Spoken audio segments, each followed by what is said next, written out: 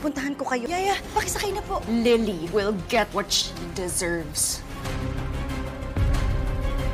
Bago matulog si Camila ay tinanong niya kung bakit andoon si Tyrone kasama nila ni Jasmine at bakit hindi niya kasama si Iris. Nagpalusot naman si Tyrone na binili ng ninang niya na samahan muna niya ang tita love niya doon. Nang sabihan ni Jasmine na matulog na ito ay hiniling ng anak niya. Nakilitiin muna niya ito bago matulog kaya pinagbigyan nila na tuwang-tuwa naman si Camila. Habang nang makatulog na ang bata ay nagpahangin si Jasmine kung saan umiiyak ito dahil naalala niya si Aster, kung saan naging mabuti ito sa kanya at tinuring niya ang ikalawang magulang niya na sobrang mahirap para sa kanya dahil hindi niya ito makikita sa huling sandali. Pagbalik niya sa kwarto ay sinabihan niya si Tyrone na lumalala ang sitwasyon nila, lalo't nabawasan pa sila ng kakampi dahil kumampi na si Sandro kila Vito pero mas inalala niya si Camila.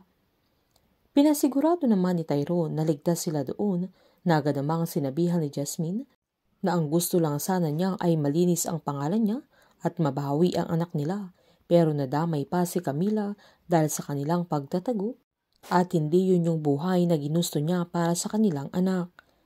Nangako si Tyrone na gagawa siya ng paraan kaya agad namang sinaad ni Jasmine na kailangan na din niyang kumilos at hindi siya susuko.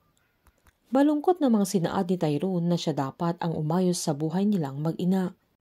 Habang binalik na si Sandro sa serbisyo niya, kung saan unang assignment niya ang hanapin sila Jasmine at Tyrone, napaniwala na niya sila Vito at Iris na kumakampi na ito sa kanila pero ang hindi nila alam ay planado ang lahat na nagpanggap lang siya para malaman kung sino talaga ang pumatay sa kanyang mag-ina. Kinaumagahan naman ay tinawagan ni Petunia si Patrick dahil siya ang nagbantay kay Lily at hinihintay lang niyang magising bago ito umalis.